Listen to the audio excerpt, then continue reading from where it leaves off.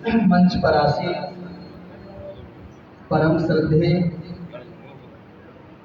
परम पूजनीय व्यास गद्दी पर विराजमान डॉक्टर आचार्य संतोष जी महाराज, हमें बड़ा गर्व है कि फरीदाबाद के नाम को अंतर्राष्ट्रीय स्तर पर पहुंचा रहे हैं और सनातन की परंपरा को आगे बढ़ा रहे हैं। तो मैं चाहूंगा एक बार जोरदार तालियों से आचार्य संतोष जी का बड़ा सुंदर नाम है। गजधन गौधन वाजधन और रतन खान, जब आवे संतोष धन तब सब धन पूर्ण सब।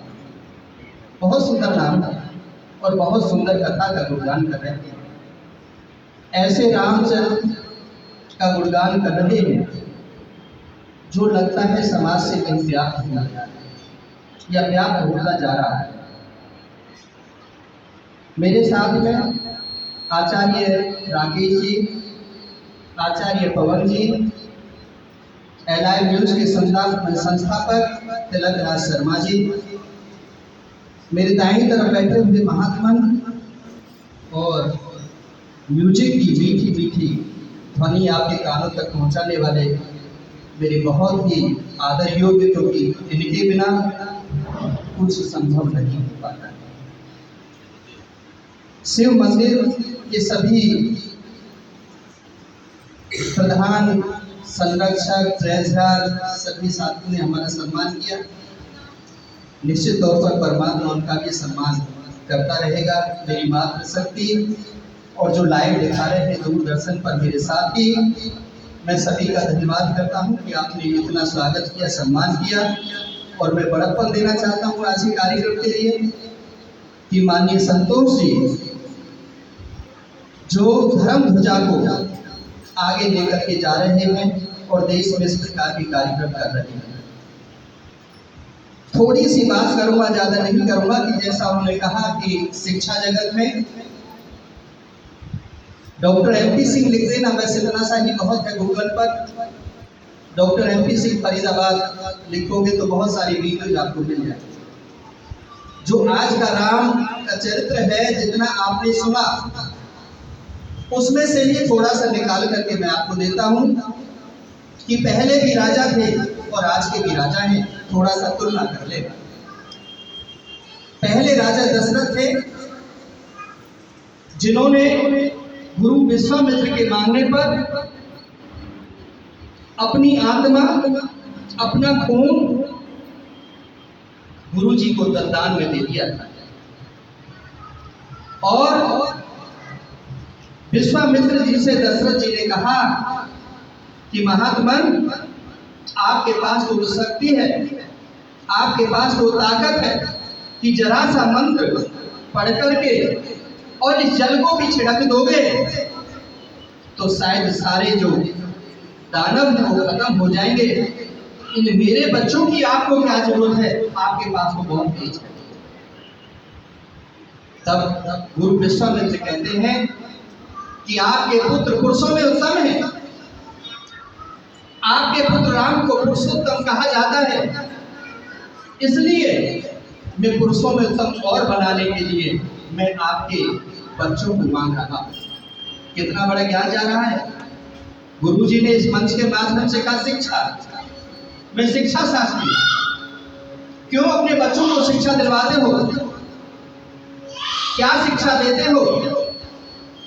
आज आपके बच्चे पढ़ लिखने के बाद में कोई अमेरिका चला जाता है, कोई कनाडा चला जाता है, आपके कंधे रहने के लिए भी आपके बच्चे नहीं रहते। वो भी बच्चे थे और ये आज के भी बच्चे। यहाँ राम के चरित्र की बात आती है, भरत की बात आती है, लक्ष्मण की बात आती है। आपके भी औलाद है, दोनों भाई प्रॉपर्टी बात के लिए एक दूसरे की गर्दन काट देते हैं। और भरत राजगद्दी को स्वीकार नहीं करते।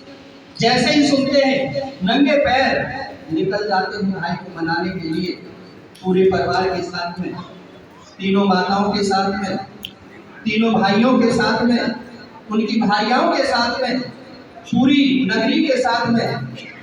और एक ही उद्देश्य होता है, किसी के कहने से तो राम आ जाएंगे।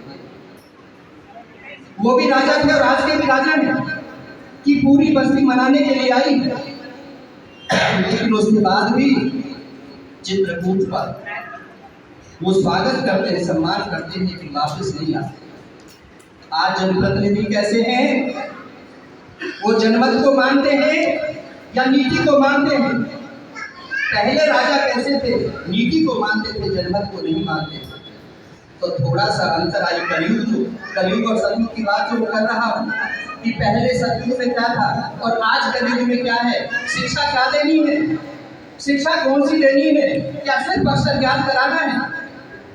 क्या पहले गुरुकुल में ज्ञान दिया जाता था, माता पिता गुरु का सम्मान करो, गौ की रक्षा करो, पृथ्वी माता का सम्मान करो, जीव जंतुओं की सेवा करो, ये संसार में जितने जीव हैं उन सब की सेवा करो। आज हम क्या दे रहे हैं? पढ़ लिख करके IAS बन जा, बैरिस्टर बन जा, जज बन जा, नौकरी करनी है, 1 लाख महीने कमाना है, 2 लाख महीने कमाना है। लेकिन रामचरित्र कहाँ है?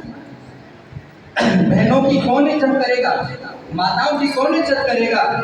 क्यों वृद्धाश्रम में भेज रहे पढ़ने लिखने के बाद में? क्या शिक्षा दे रहे हैं? शिक्षा कौन सा चाहिए? कौन सी शिक्षा की बात कर रहे हैं? आज राम की कथा का यहाँ वर्णन हो रहा है। कितने लोग हैं? मंदिर की संगत भी, यदि मंदिर के जितने पदाधिकारी हैं उनका भी परिवार होता तो सैकड़ों की संख्या में भीड़ होती, लेकिन नहीं, क्योंकि यहाँ से संस्कार मिलने, यहाँ से राम का आदर्श मिलना है, यहाँ से राम की चरित्र की बात की जाएगी और कहा जाएगा कि बेटा राम से सीखो, भरत से सीखो, सीता मैया से सीखो। लेकिन हम कैसी पत्नी है? अभी गुरु जी कह रहे थे बड़े बड़े कि कैसी पवित्रता नारी होती है, धर्मव्रता नारी कौन सी होती है। कितनी अच्छी अच्छी सीख दे रहे थे, लेकिन कितने सुन रहे हैं? कौन मानेगा कि पति को कौन सा रास्ता देना है, पत्नी को कौन सा रास्ता देना है? तो ऐसे जब धर्म के कार्यक्रम होते हैं वहाँ पर हमें जब सीख मिलती है वो हमारे कानों को अच्छी नहीं लगती है। इसीलिए कलयुग आ रहा है, इसी का नाम कलयुग है। जहाँ जहाँ धर्म की हानि होती है वहाँ कलयुगी लोग एक दूसरे पर प्रहार करते हैं, बहन बेटियों की इज्जत लूटते हैं, दूसरे के धन संपत्ति को लूटते हैं, एक दूसरे में अवगुण निकालते हैं। और ऐसे अवगुण जब हम बन जाते हैं तो राम कथा का महत्व नहीं रह जाता है। राम कथा क्या होती है? जो हमारे गुरुवर बता रहे हैं, ज्यादा नहीं बोलूंगा क्योंकि समय हो गया, 7 बजे तक की कथा है। आप सब भक्तों का मैं दिल की गहराइयों से धन्यवाद करता हूँ कि अपनी एकाग्रता से आपने मुझे सुना, आपने प्यार दिया और सम्मान दिया। मैं आभार व्यक्त करता हूँ शिव मंदिर कमेटी का, इतना प्यार और सम्मान दिया। इन सब बातों के साथ में जय श्री राम। बहुत बहुत धन्यवाद। प्रोग्राम वालों के साथ डॉक्टर शंकर जी का अभिनंदन। आए कुछ सूचना के साथ